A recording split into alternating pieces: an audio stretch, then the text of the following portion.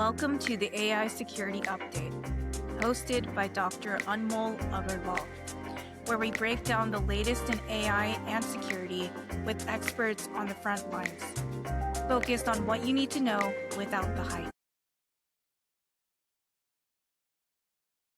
Welcome to the AI Security Update, where we discuss the latest in AI and security.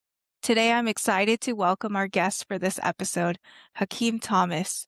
Welcome to the show, Hakeem. Thank you for having me. Excited.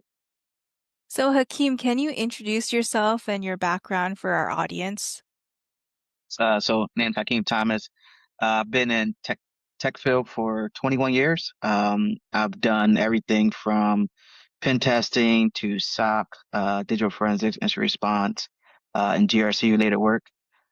Currently, I manage a cybersecurity team that's implementing zero trust architecture within a financial institution. And most of my experience have been with government and non-government. So, you've been with both government and non-government, which I think is interesting because we'll see how it works in the government side and how it works in the private sector side is very, very different. So, based on your experience, what are some of the challenges you've seen in AI security? So a lot. So from a financial sector aspect, looking at seeing how AI is being used for phishing a lot. It's increased over 70% in the last year alone. And I've seen it target financial institutions as well as healthcare sector a lot over the past year. And it's really the hard part is trying to keep up with it, right? Trying to understand how AI is being leveraged for these type of attacks. And from an organization aspect, are we implementing the right tools, have the right personnel, right, to combat this, right? How do we stay um, prepared, right? That way we don't have to always defend, right? So we need to take some type of proactive approach and be a little aggressive, right, in our defense initially. So that's where I've been seeing a lot of AI currently is really how sophisticated these attacks are. It's very interesting how I've used AI in the past for a phishing exercise than how it's being used by adversaries right now. You come from the pen testing side, right? Like using AI for the phishing side. And I know you've given presentations and talks about phishing and um, AI vulnerability assessments. So can you elaborate on some of the techniques that you've seen are effective for AI security, AI pen testing? Yeah, it's a great question. So let's start with social engineering aspect, right? So from a social engineering aspect, in the past, I've leveraged it as I've done campaigns. So, and I give you an example. So, I've used AI to help me expedite on open source intelligence investigations to gather my information that I needed to conduct a phishing exercise, right? That includes leveraging AI to scour different social media sites and capture pictures, right? I've used AI to take multiple employees' pictures and combine it into like one baby picture, right? And I use that as a phishing campaign for a specific targeted group. What I'm seeing now is similar to that, where people are using AI very specific and it's hard to catch, right? Typically in a phishing email, you look for specific signs, right? Is it a word that's misspelled, right? The email address, right, that comes in. Now it's like what I'm seeing is sometimes AI, it's stopping that from you being able to see that, right? It's so sophisticated where you can't spot those anomalies right away. And that's hard because most of us are, especially from a security aspect, we're trained to look for those anomalies.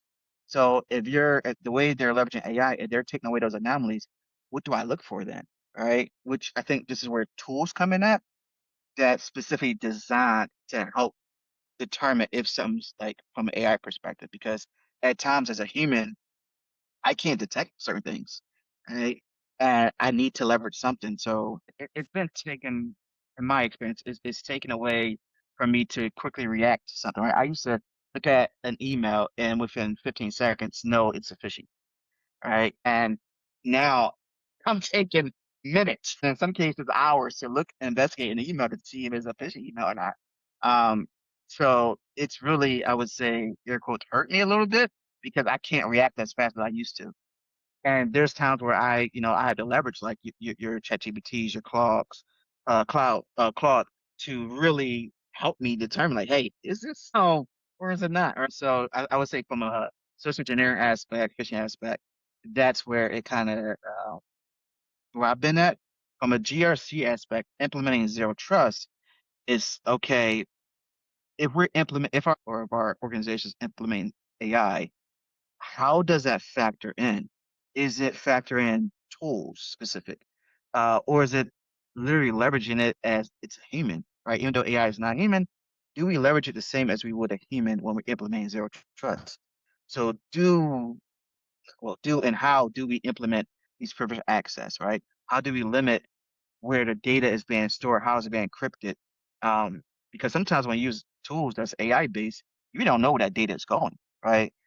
So it's really trying to implement the same aspects I would in a regular human environment and seeing how I can leverage that in a zero trust environment using the same type of principles. And right now, that's where like my team, that's kind of our part of our focus right now is, hey, how do we still keep our organization secured from a ZT aspect, but also account for potential AI implementation, right? And it's been a fun challenge. Yeah, that's a really big challenge because sometimes people say we can use AI to leverage security, right? Leverage zero trust. But as we know, there are ways to trick AI algorithms and AI models. So, any thoughts on that? Yeah, that's two things. One from leveraging AI for zero trust, right? There's a way to leverage AI to help implement zero trust, right? To make things better, to make your processes better, right? And it comes to, and you hinted on it, how we train it, right? How are we training it to continuous verification of a user, right? Make sure their access is where it's supposed to be continuously. How are we using AI to look at logs and determine if there's anomalies? And I think that's part of the hardest part is how we train it. Um, Sometimes what I've seen over the last year and a half is people are just using it straight out the box, right? And just letting it into the wild. And that's what's causing a lot of issues. They're not really understanding what they're putting into their environment from an AI perspective and training it, right? And I think part of that is just a lack of not knowing, right? Even though AI isn't technically new, for a lot of people it is, right? They never used it. And they don't understand how to actually train it, right? So from a zero trust aspect is how do I train it to enforce these privileges, to enforce dynamic data access, right? Um, from let's say a network aspect, from a micro segmentation, how do I train it to search for potential anomalies where lateral movement is happening, right?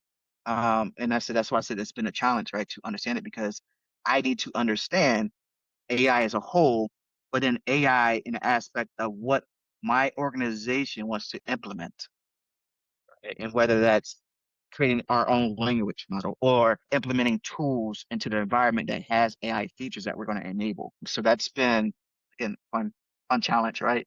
Because it's making me always continuously learn, right? Which is important in our field. Yeah, yeah, interesting point.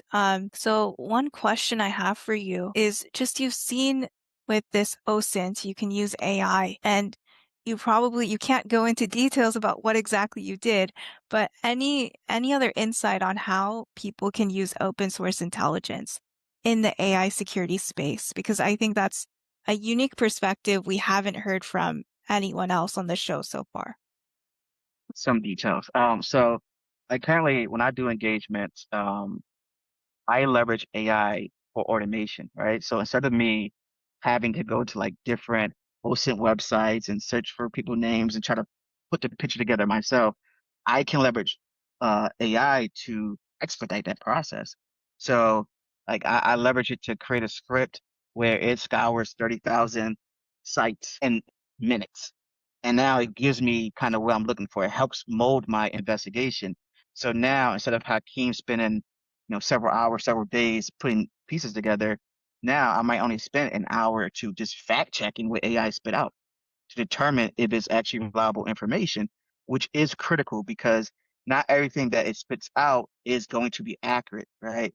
And I feel like sometimes we take what AI gives us, even when we do like a simple search in ChatGPT, sometimes people take that as like, yes, that's perfect. That's exactly what it is. Well, no, you need to review that, you need to fact check that, right? And that might need additional research, right? So while it is cutting down my time, it's helping me understand blinders in AI, right? And I did an engagement about 6 months ago where I leveraged AI to determine different dating sites that this person had, right? And I leveraged not just their name, their phone numbers, their email addresses, but also their picture, right? Using AI to reverse engineer and see all the hidden sites they're on. The downside of that is the bias that AI has. It literally gives me hundreds of profiles that might have resembled this person, but was not this person, right? Um, and whenever I use AI for stuff like this, I use myself as a guinea pig, right? So when I first was learning how to do search with facial recognition, I used myself. And out of the first 1,700 outputs it gave me, only two was accurate. The rest of them was just random other black people with glasses and a bald head and a beard. Wow. Only So it's like, two. which might mean I'm locked down pretty good, I guess. I don't know. But, you know, there's people who don't understand that they need to fact check. And they will say, oh, well, Hakeem, this is his other profiles, right? These are his other pictures that he may have doctored. No, that's not me at all. Right. I also see that as when you look at law enforcement and how law enforcement is leveraging AI to do this exact same thing, right? To tie criminals into different cases to see where they are and track their movements. It's the same thing. It's the bias. And if you're not aware of that and understand that, what you're going to use that output on really can hurt people, right? And like in my investigation, if I didn't understand that, if it wasn't my own test dummy, my report would have been very bad. If I would have just took the output it gave me, I would have been accusing someone of something they were never involved with. Right? And that's important. I mean, that's your integrity. That's your business. Right? So why I like using it for OSINT investigations, social engineering investigations, because it does expedite, it makes things faster.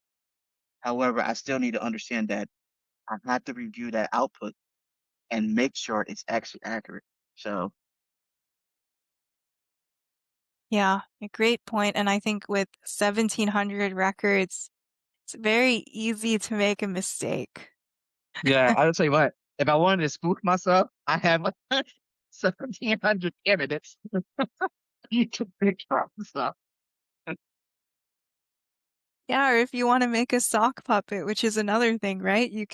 Which by the way, for those who don't know what a sock puppet is, so OSINT investigators or open source intelligence investigators, they create fake profiles like alias profiles to investigate what's happening on open source sites like social media or to, in some cases, investigate disinformation, which is another thing people use sock puppets for, is to spread propaganda or to spread a message to ultimately manipulate public opinion on an issue. And we're seeing this even with geopolitical side, right? There are always things happening. Right now, as we're recording it, things are happening and things will continue to happen. So we see these techniques being used a lot. I got to give you an example right now with everything that's happening with surrounding Jeffrey Epstein and the entire political climate of that. There's millions of stock accounts that's being used to sway opinions each way, right? Um, and unfortunately, people are just using that as facts, right? And I give you an example. So, about a month ago, there were some celebrities like Jay-Z and stuff like that. That name was thrown in there, and people like went crazy, right? They're like, oh, him and his wife and all this is like, won't you just fact check some things, right? Look to it yourself, do your own searches, because not everything that's portrayed is evidence. And we look at that, in the U.S. as the previous elections, the same thing, right? Where a lot of side accounts is being used to spread information to sway votes. and not just in the U.S., it's been happening in other countries. So that's where stock accounts can be very dangerous. Um, and to be honest, some of that is built on it wants to mess up your bias, right? They don't want you to think, right? If you use common sense, some of these things you'll start seeing these anomalies. But the goal is for you not to do that, and it's been working, right? Over the last couple of years, especially again when you look at the political climate, is really worked, and it's worked well, which is extremely scary. And you can leverage AI to spit out stock accounts by the hundreds very quick, right? You can create fake Twitter accounts and things like that very quick within seconds. And just have your own stock farm, basically. Yeah, it's very, very easy to do, and we're seeing the technology is getting more and more sophisticated. Used to always, whenever I talked about how, AI images worked or generative adversarial networks worked, which were creating the deep fakes, I would always say, 6 fingers is how you could detect an AI image or something was off in the AI image from like this person does not exist.com. That was a standard tool that I would demonstrate. But now the tools are so much more sophisticated. 6 fingers, you might not see that anymore. You might see something that looks a lot more realistic. So you'll see all these tools, they're more sophisticated, they're more realistic. And so it's hard, going back to your phishing email example, that it's hard to detect what are the anomalies because sometimes Yeah. people aren't trained to see what might not be real. And we're used to seeing like stock photos, right? You can Google a stock photo and you can see like, okay, this is not a real person, right? We're used to like, I think majority of people that's even not in tech field, we can understand like it's a stock photo. But with AI, it's so much harder. So I mentioned earlier that, I used a bunch of people's photos to make one baby picture, right? So what I did was I used 6 employees. Three were Caucasian, one was Hispanic, two were African American. So this is real employees. I took their profile picture from LinkedIn, put it through an AI generator, and made it create a baby, a newborn baby photo, right? And then in my phishing email, it was geared towards a specific department at this organization because the person was out for maternity leave. Based on my OSINT research, this person was out on maternity leave. So I sent an email spoofing her account saying, welcome the newest member of the marketing team. And I'll tell you right now, that was highly successful.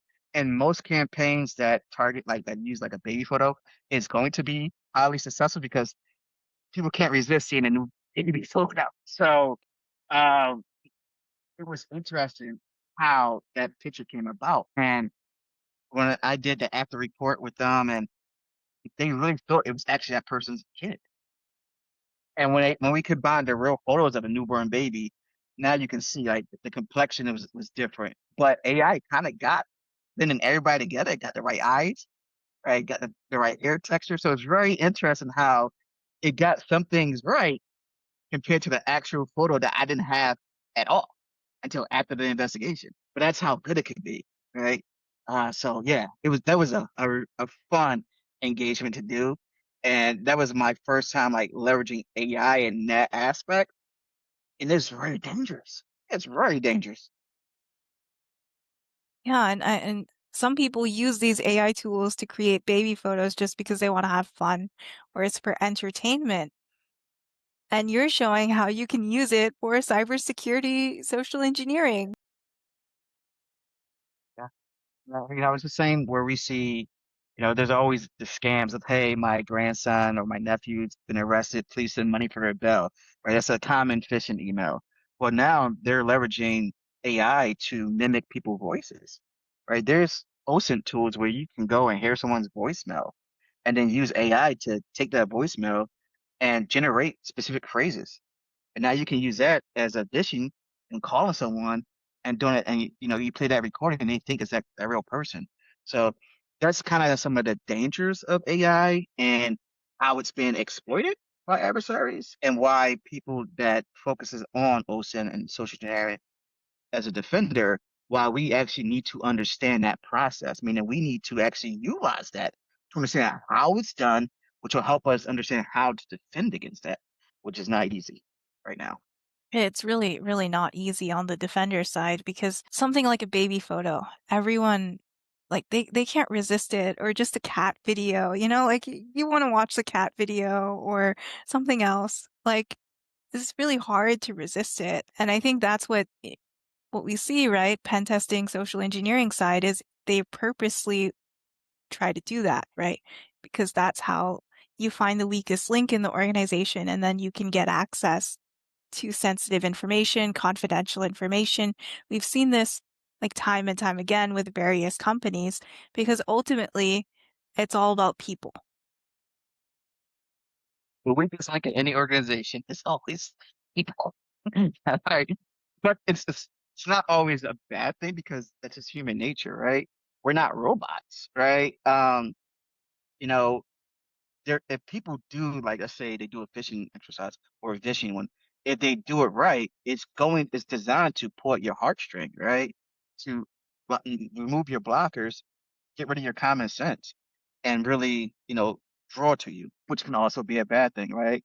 And I guess that's the one positive for AI, where AI doesn't truly think as a human, doesn't have the emotions of a human. So in that aspect, where people say, "Hey, we can use AI to replace people," yeah, it's going to do that. It's going to take the emotions out, but it can't really do a lot of things that the human can, right? Because it has bias, it's not programmed in certain ways, right?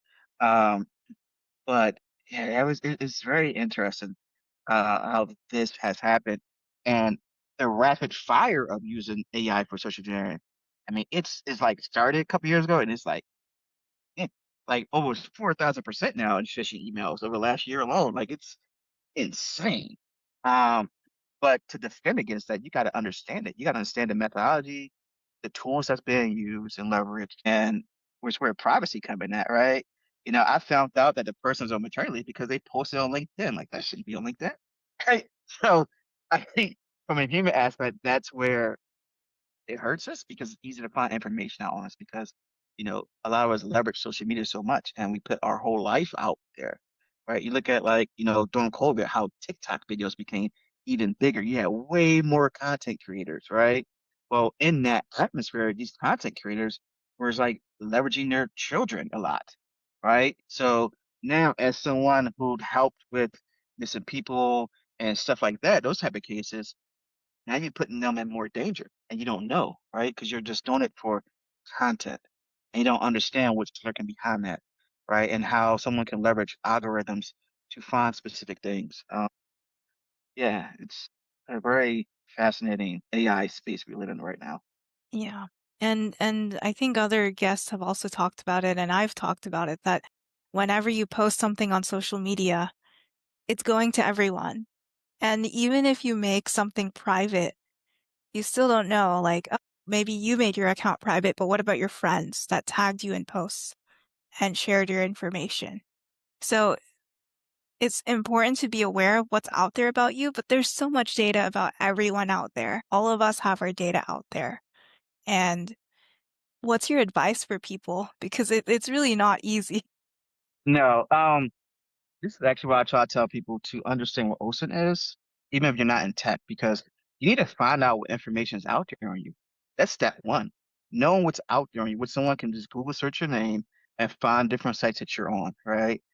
Once you know what's out there, now you can start removing yourself, right? Removing your digital footprint, whether it's going to each individual site, requesting them to remove your information off their site, or using a tool like Delete Me, who helps scour these profiles and help you remove them.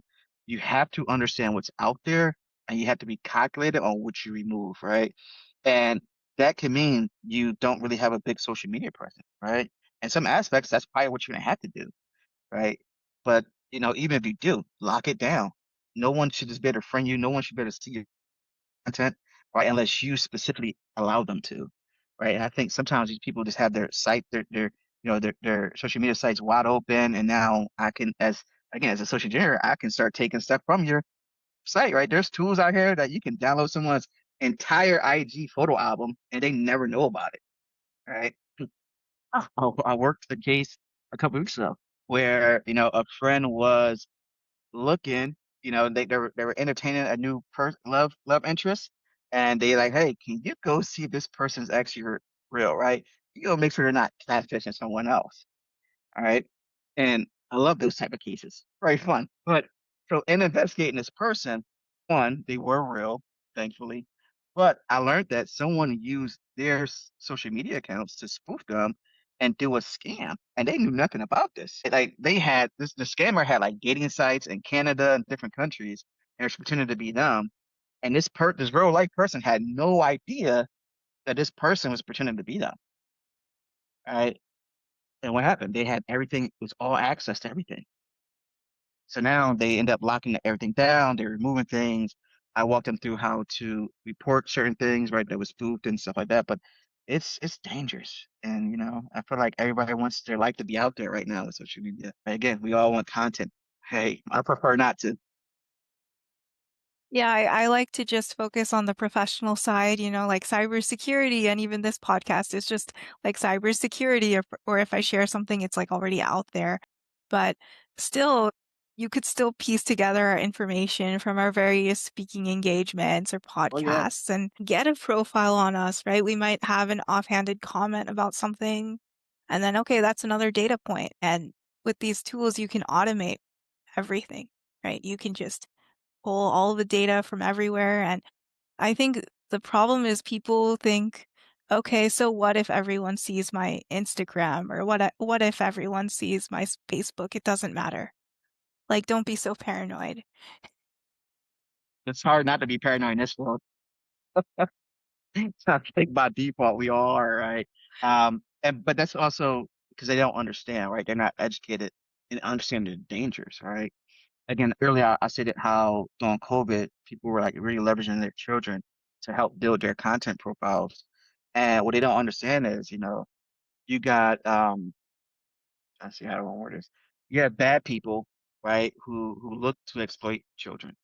And, I gave a webinar last year on how to protect your children from social media dangers, right? And one of that was I said, hey, when let's say that you use Instagram or TikTok, and there's people who posted, hashtag bath time, right, showing their kids, you know, in a bathroom in a tub or whatever, and to them they think it's just innocent content, but there's actual real dangers behind that, right? Well, you have these type of people that go look for those things, right? They're even leveraging some AI tools to like scour all these social media sites for that specific hashtag, and then they can see all the videos, all the pictures for that. So I think a lot of it is just educating people, especially non-tech people, on the dangers that this type of stuff has, right? And not more so from a fear-mongering aspect, just for keep yourself safe, keep your family safe, right? I've done nonprofit work for domestic violence victims where I help wipe their digital footprint, right? Because again, you never know who is watching you, who is gathering information from you, whether to spoof you or to do harm to you, right? So locking your profiles down and really doing your best you can to eliminate some of your digital footprint is probably one of the best safety measures anyone can have, whether you're in this field or not.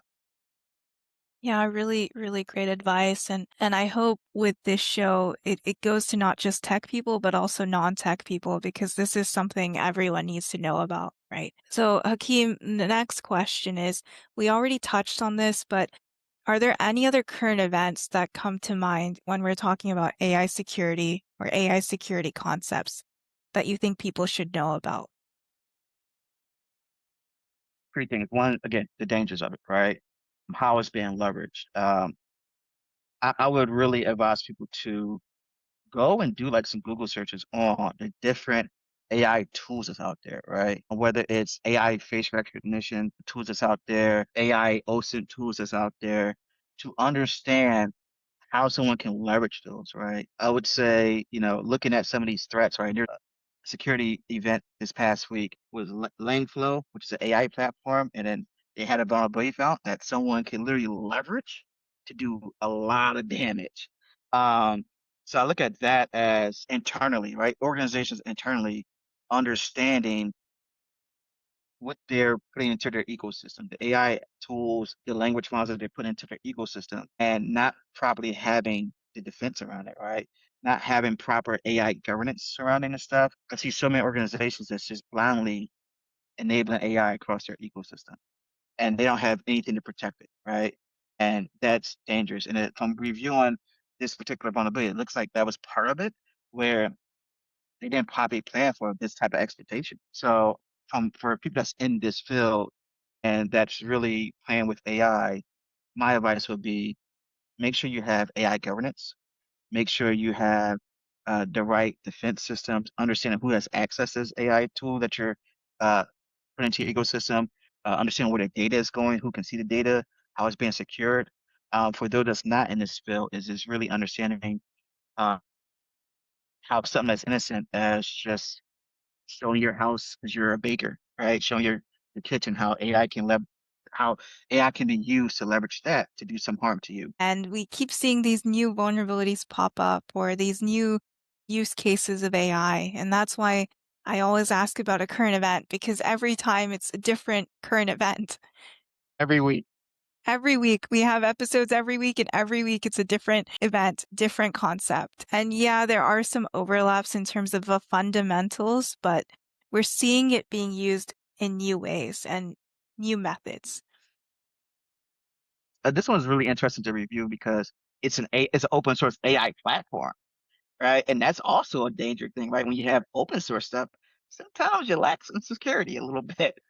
So seeing an open source AI platform that basically almost had like a 0-day breach, you can do whatever you want with that vulnerability. So it's very interesting to read up on that, and I'm curious to see the steps they take to remediate that and the steps they take to further secure the environment, right? I always say nothing is unhackable, right? That's just a misconception. It's always a matter of when it's going to happen to you and how much damage is going to be done, right? For this particular one that happened this week, that's a lot of damage that could happen. So I'm very curious of what they learned from this and what they do moving forward to make sure that if this ever happens again, it's not to the scale of this, right? So yeah, it was very interesting to see an actual AI platform that had a vulnerability, right? As you said, it happens all the time. Some get reported, some don't, right? Yeah, and some we find out about many years later. Brings to the financial impact of this one, especially since it's like an open source platform. It may not get reported, right? They may have quoted semi in time, but I'm very curious to see what the financial impact of this is going to be. And that's always a big thing, right? I mean, that's also why, a lot of companies are implementing, zero trust framework is to limit that financial impact of a breach. So I'm very curious to see if it's get reported or what the potential financial impact of this is going to be.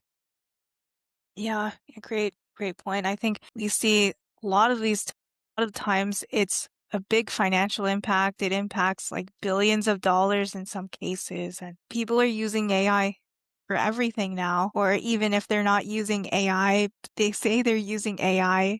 And I always say, AI adds complexity to your environment as well. And the nature of AI is that it is a black box oftentimes. And so people are trying to add explainability, is something we call in AI, to understand why the model is doing what it's doing or why the AI came to this decision. Explainability. So like, for example, with ChatGPT, there was a way that you could trace through its thought process, or you ask Gemini, like, how did you come to this decision? That's explainability because it's important to understand like how are you getting this data? How are you getting these results? And explainability hopefully will help you with that. But again, that's an open research problem, and that's something AI researchers are working on. And in some cases, they might not want to have explainable AI models. If it has trade secrets or proprietary information, they don't want you to know like how they came up with that secret formula. It's a good point, right? So I don't know if you're just following, but a couple weeks ago, the Department of Defense, Department of War, whatever they want to call themselves now, they, came up to agreement with OpenAI, right? And I know they were originally going to partner with the founders of Claude. Um, and they want to leverage, right? The government's looking to leverage AI more from a weaponization aspect of it. And I look at that as kind of the point you just hit on. What we're probably not going to know, right? How this is actually being leveraged because trade secrets just not wanting people to find out, right? Especially if it is going to be weaponized. Um, so I'm very interested to seeing how this plays out. Just my own personal beliefs. I think this is very dangerous. I think this is a very dangerous partnership. Um, and it's almost like you just wrote a blank check for them to do whatever they want with your language model. So that's something that I'm going to be tracking over the months, years to see what happens. But that is one that I'm really fearful of is weaponizing it AI from like an actual like weapons defense aspect, and how how it's going to be leveraged to pretty much target other countries, right? Um, so yeah, that's one I would say one current event that really stresses me out right now and makes me extremely nervous. Yeah, and then from their perspective, they're saying we want to innovate, we want to stay ahead of the curve, we want to leverage AI because our adversaries are using it, other people are using it, we should also learn how to use it. So it is an interesting debate, right? When should you use this tool and when does it do too much harm? And I think everyone has a different interpretation of do the ends justify the means. So we're gonna find out soon. Yes. Good or bad, all right? Good or bad, we're gonna find out. I mean, because there's aspects of AI and how every country hacks other countries, right? In a form of AI, right? And some of the weapon defenses now, like drones and things like that, there's aspects of AI, but really leveraging it from this aspect, it's going to be very interesting. And I don't think enough people are paying attention to that. It's almost like, oh, that was the 5 o'clock news. By 11 o'clock news, we're on to something else. But that is something that's probably going to keep me up at night is how this is about to be leveraged and the willingness of OpenAI to quickly come to an agreement and, what they presented to the masses on why this agreement happened is like, don't smell right. So again, it might be because of my experience working with government, like something's off here. So I'm very curious as to how this will play out. It is interesting to see what might happen. Yeah, it's gonna be interesting. And I would say I can see where it could be leveraged for strictly defense, right? And to protect, the country and stuff like that. But I've just been in this long enough to know it's gonna be very fascinating on what's about to happen with this. And again, what's the governance around this? Right? What are you going to have in place to the checks and balances of how this is being implemented, right? How is this going to be secured, right? What is going to happen with everything you're going to leverage this for? And, even from an open AI, how much access are they going to have to this? How many people in these corporations have access to this, right? Yeah, you're going to have people that's cleared and they can do this, but we've seen time and time again, the shooters not clear that get access to some of this stuff, right? We see leakage and stuff happening. So I'm just very curious of how this is going to play out and also what information the public finds out about this. We'll see. We'll see what happens with that. And that just brings me to another point is this idea of ethical AI. Um, and in this case, what are your thoughts on ethical AI? Do you think the ends justify the means, or do you think that they will think about ethical AI when it comes to Uh, deploying these systems? I don't think they're going to use ethical AI whatsoever, which is why they lost the first agreement, right? Which is why OpenAI is in, right? Because their first agreement was centered around ethics and how you're going to leverage this. So I think they threw ethics out the window, which is a problem. For me, everything I do in this field is always about ethics, right? And I think that's kind of what separates, you know, the good from the bad, right? Where a lot of times adversaries don't care about ethics, they just do what they want. And as a defender, that's a big problem. When I talk about governance, one of the things I always talk about is having AI ethics built into that, right? And be able to leverage that to govern how AI is being implemented into organizations, ecosystems. I really have a fear that as people are leveraging AI, that they may want to cut corners, which means get rid of ethics here and there. I don't know if the means, will always be justified by the ends, right? No matter what your end goal is, there should be some aspect of ethics involved, especially as a country that's leveraging something like this. I think absolutely you gotta have ethics. But yeah, personally, I don't think it's ever going to be justified by throwing out ethics. It's just part of my core value. So I'm always going to say, always implement some type of AI ethics when you're leveraging AI, when you're building your AI models, especially in this particular use case. I think it's going to be critical that they implement AI ethics. I just don't think it's going to happen. Yeah, because one big thing in ethics is bias, like bias management. Whether you look at the NIST AI risk management framework or you look at EU AI Act, OECD principles, one big thing they talk about is bias. And imagine in that use case, they target the wrong person or they target the wrong thing, then the consequences would be disastrous. So no matter what use case you're using it for, I think that autonomous systems is something that they might not generally leverage. They might try human in the loop, which we've talked about extensively, but still, it's interesting to see how it plays out, like you're mentioning. When will they use AI? What ultimately happens to that data? Because we've talked about this, right? That people stop using their brains sometimes. They just trust AI. And how do we how do we prevent this from happening? How do we ensure that there are checks and balances involved to prevent an AI hallucination from causing something catastrophic? We're kind of seeing that right now. So you look at what ICE and Homeland Security is doing right now, right? They're using AI to them find people that's here illegally or people that have criminal backgrounds and stuff like that. Um, and it's a lot of bias in that, and it's been documented there's a lot of bias. The specific company that they're using is a lot of bias and known, right? Which is why some law enforcement stop using them. And so we're seeing it in real time of how, like, they're breaking down the wrong houses, right? Because an image, right? Going back to the images, their AI tool said, hey, this person is a 40% match. And hey, let's just go and break down this door, right? Instead of it being like a 90% match or higher. So seeing this in real time, how it's leveraged is definitely, to be honest, a little scary for me because they're not doing the checks and balances. They're just feed this thing information and let's take whatever it gives us, right? And I've seen over the last 2 years where there's a lot of law enforcement across the United States that has stopped using specific AI companies for facial recognition because the level of bias, right? If you're getting a 40 below, honestly, below 80% match, that should raise a red flag. You should not touch that.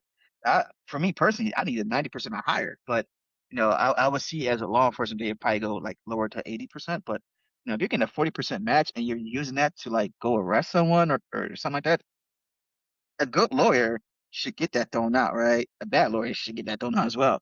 But you're seeing this being leveraged, and it's scary. Um, Again, that's what happens when you have these tools in the wrong hands of people that's not properly trained, and we're not holding the companies that built these tools kind of accountable, right? And making them add ethics and making them really test this out, test different use cases out to perfect their tool. You know? And we're giving them millions and millions of dollars. Yeah. And And I think training the personnel, that's another challenge, right? How do we train the personnel? How do we ensure they're trained? How do we retain the trained and skilled workforce? Because at least in the US, what we've seen with the government is a lot of the trained and skilled workforce, they're leaving. They're leaving, and then what happens, right? And we're seeing some of that repercussions. Yeah, a lot of it, right? And I think also you look at it where I think we can't help but hear people say, okay, AI is going to take my job, right? And I'm a firm believer that that's not really true, right? It does depend on like what your job is. Sure, if your job is to just do manual processes all the time, yeah, you could probably leverage AI to automate those processes, right? But I don't see, especially in our field, I don't see where AI is ever going to replace humans. unless companies just literally want to just be cheaper, right? Get rid of high paid salaries and just leverage AI. Outside of that, I don't see how it can replace it. You need some type of human aspect or your checks and balances, right? To ensure ethics is there, to make sure, it isn't doing something malicious with the data, right? Because sometimes you don't know what's happening behind the curtains. You need a human. You can't ask AI, hey, are you are you securing this data, or hey, are you using this data ethically? Of course, it's don't tell you yes. Doesn't mean it's happening. So you're always going to need some type of human level when you're implementing different aspects of AI. So to me, I don't think AI can ever replace humans, right? Are there organizations that want to do that? Yes, right. Unfortunately, and that's kind of this corporate greed, right? This is the nature of business, I guess. Um, but in my opinion, I don't think humans should ever be replaced by AI. I think AI should be leveraged to help humans out, help automate some of their process, so now they can focus on actual real tasks instead of spending a lot of hours on again like verifying if email is phish or not, right? How can we leverage AI to help expedite that? Yeah, great point. And we see both arguments, but I think all the guests I've had on the show, they've basically given the same answer or talked about the same point, right? The idea of AI and humans being a team together. So I think even the conversation with you reiterates that is that we want to have AI and humans both work together, which is why we need to understand AI and security. And I think both parties need the other. So it Yeah, has we, to be we a got we, symbiotic relationship. exactly right. We have to work together, and I think as a security professional, that means I need to learn AI. I need to understand the fundamentals of AI, right? Because if I don't know that, how can I really help with that partnership, right? How can I understand what this other group like? So you have a dedicated AI team as a security person. How do I understand them, right? If I don't understand really the fundamentals, because same and vice versa, right? How can these folks that don't understand security understand the need for security and what you implement from AI perspective, right? I think it's education and learning, and this is why I love our field because you have to continuously learn to stay relevant in our field, right? And this is a perfect example of that. If you're not continuously learning and understanding AI, you're going to be left behind, right? And you might actually be the person that AI replaces. Yeah, that's one thing is we need to continuously learn in our field. I would say anyone in any field really needs to learn, whether it's cybersecurity, tech, science, almost all of them need to continuously learn because you can no longer just have the routine job where it's just you do the same thing day in and day out. I think a lot of those jobs are being augmented by AI, even medical field, they're using AI, even finance, they're using AI. So I think it's being used everywhere now. Yeah, yeah, it's interesting, I guess we're all going to end up like the Terminator at some point, right, where robots take over. I know that's the fear everyone has. Hopefully we have Yeah. ethics and guardrails to prevent that from happening, which I think there is a growing movement for AI ethics and guardrails and responsible AI that's happening globally. So hopefully, that prevents it. Great movement to be part of, for Yes. sure. I would say too, if you look at like what's happening in European countries and Asian countries like China, I think they're really ahead of the curve from an AI ethics, AI governance aspect in the US right now. Um, and you mentioned some of the standards from the EU and stuff and ISO. I think some of those standards are kind of what going to be adopted by US companies because right now, we have a few by NIST, but not enough, right? So I think if we leverage some of what's out there in these other countries, how they're governing this and how they're implementing it, I think that would help us get caught up, right, faster. But I do think overall we're kind of behind on what we need to do to protect AI here. Yeah, great, interesting point. So, one thing that I saw in the news recently, and I didn't look too deep into it, but I saw that there is the new administration, or I guess they've been our administration, but the administration has announced that there is a national AI strategy that they are planning to adopt. So, in one of my previous episodes with Omar Sangarima, he was talking about how we have states' rights in the US, right? So every state could do the different thing for AI and AI security. But now it seems like in the US, we're thinking about having a national AI strategy, and that was recently announced. Any thoughts on that? Yeah, I think that's a smart idea, right? You should have something, especially since not every state is adopting this, right? I think California and New York is like two of the biggest ones. Um, my only issue with this is, are they going to have it where like this federal one supersedes the states? Right? We're like, hey, get rid of your states ones doesn't matter anymore because we have this federal one, right? I think that could be a big mistake, because companies can exploit that a bit. That's why I like how California has it, where a lot of these companies they have to abide by that, right? I think that's important. I think honestly, every state, especially the states that had the big tech hubs, should have their level of AI controls, documentations. I'm trying to think of the name, like kind of like a NIST, right? They should have those kind of standards out there. And then from a federal level, yes, have federal guidelines that from a higher arching we should abide by, right? But if you only leverage that and kind of say, hey, we're going to implement this federal AI standard, now all the other ones are null and void. I think that's a mistake because I can see companies exploiting that little loophole. Yeah, great point there. So I think that's something we don't really think about. So, Hakeem, thank you so much for being on the show. One question I have is if you think about like an everyday scenario and just for the everyday person, can you explain an AI security concept? Yeah, I was actually thinking about this one a bit. So think of shopping, grocery shopping, right? A lot of big chains, they're using chat box a lot. One of my things is how is that being used from a data privacy aspect, right? How is that being leveraged to one, identify what you're purchasing and how much you're purchasing and how often you do it, right? Which in one aspect, it could be a good thing, right? It could kind of pre-build your shopping list for you in a way, but also it can be kind of bad because what's happening to that data? Is that data being sold, right? And if so, to who? Which we're seeing with a lot of these social media sites where they're selling your data to different people. All right. So you take shopping, and some of us, like me, I'm lazy. I don't always like go to the grocery store. So what do? I Instacart things, right? So how is that being leveraged from an AI aspect? What are they doing with this information? Right. So that's everyday scenario. It's grocery shopping, and that's kind of like where my thing is how's that being used, right? How are adversaries trying to use that data, right? That's being collected. How secure is that data? That's my biggest concern. How is my shopping list from Instacart being secure? I need to know. I need to know how much bananas I buy and stuff. So yeah. So but you also have sensitive information, right? Your phone number, your email, your address, right?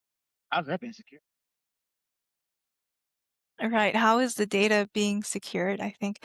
But then sometimes we get lazy, like, okay, I just want to buy a banana or I want to buy cereal in the morning. I don't care. I just need cereal right now. Like, and then maybe you won't care, right? So sometimes I mean, human nature, right? We want convenience Yeah, as well. yeah, I'm sure all of us, we would prioritize convenience at some point. yeah, yeah. Even us in the pill, right? We like Yeah. conveniently, right? Like I said, I would rather Instacart. I don't want to go to the grocery store. I don't want to be around 1,000 people, right? Let me get in and out. Have somebody just shop for me, deliver it to my house, right? But you know, I can't help but think of that other aspect too, right? Where something as simple as that, even if we do like Uber Eats, something as simple as just buying food that we do every day. What is the impact that's having? Because there's aspects of AI that's built into that. What's happening with that information, right? How secure is that information? Kind of the same thing if you're doing like, Amazon shopping, right? The same thing, right? People use Alexa for stuff and all that stuff. What's happening with that information? So, you know, I can't help but look at everyday scenarios and something that's very simple to what everybody do. I can't help but look at the security aspect of that. Try to understand what's happening with that information, how it's secured, and also is they selling that information and to who? Yeah, and we don't even realize sometimes where the data goes because a lot of us we find out oh, our data that we used for some site, they sold it to some advertising brokerage, and now that company has been hacked. We didn't even know that company existed. And then there it is, your data is gone. Like, it's been compromised. So Third party is third-party risks, what we talk about all the time. And I think I would say pretty much everyone, unless they manage to stay off the grid, like they've experienced that. Like, and in smart this, people. yeah,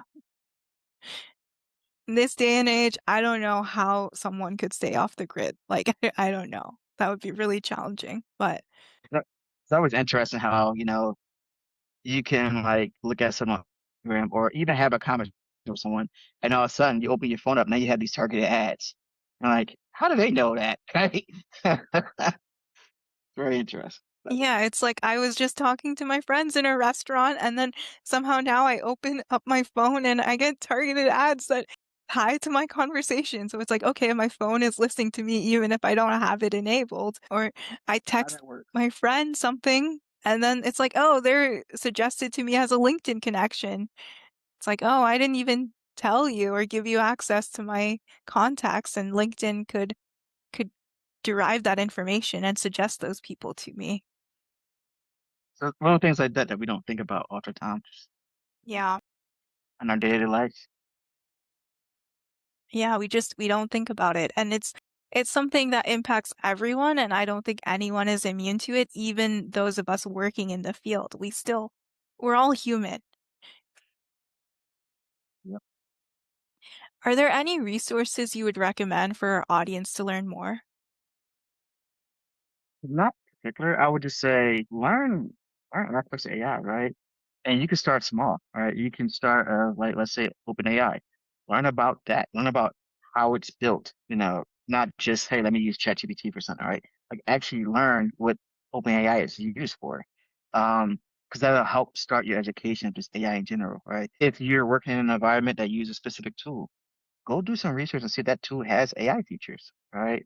Whether you're in tech or not in tech, right? Understand how AI has been implemented into your specific sector, right? Like you mentioned healthcare. How has AI been implemented to healthcare, right? So I'm a nurse, I'm a doctor, just an office manager at a dentist office. How has AI been leveraged, right? So education. So no specific resources outside of like go use Google, go do some searches, right? Learn some things and then build on that knowledge, right? I think it's important for everybody to be educated on AI, regardless if you're in tech or not, because it's going to have some type of impact in your life, right? And probably your career, depending on what you do. So the more you know and understand, the better you are, right? The better you're able to understand when a bot account, a stock account is trying to like, you know, keep your fences down, right? So the more you understand, the more you know, the less likely you know, subjected to like that, right? Thank you so much, Hakeem, for being on the show. So this concludes our episode. We'll be back next time with more great conversations. Thank you. Thank you for listening to the AI Security Update. No hype, just what you need to know.